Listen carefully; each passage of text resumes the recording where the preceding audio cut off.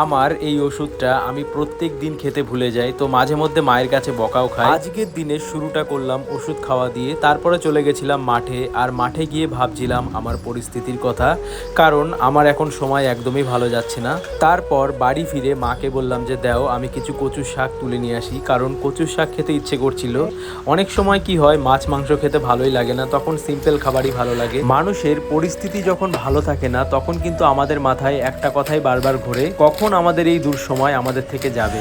আচ্ছা, তোমাদের যখন মন খারাপ হয় তোমরা তখন কি করো, বা কোন জিনিসটা করলে মনটা একটু হালকা হয়? কেউ যদি কিছু ট্রিপস জেনে থাকো আমাকে অবশ্যই কমেন্টের মাধ্যমে জানিও। আর এখানে দেখো মায়ের শাক কাটা সম্পূর্ণ হয়েছে, তারপরে ভালো করে ধুয়ে কেটে রাখা পেঁয়াজ এবং লঙ্কাটা কড়াইয়ের মধ্যে দিয়ে দেওয়া হয়েছে। তারপর শাকগুলো কড়াইয়ের মধ্যে একে একে দিয়ে দেওয়া হচ্ছে। এখানে দেখো কচুর শাকের পরিমাণ কতটা, কিন্তু যখন রান্নাটা সম্পূর্ণ হবে একদমই অল্প একটু হয়ে যায়। তবে যাই হোক, কচুর শাক দিয়ে ভাত আমার কিন্তু বেশ ভালোই লাগে। তোমাদের কিরকম লাগে আমাকে অবশ্যই কমেন্টের মাধ্যমে জানিও।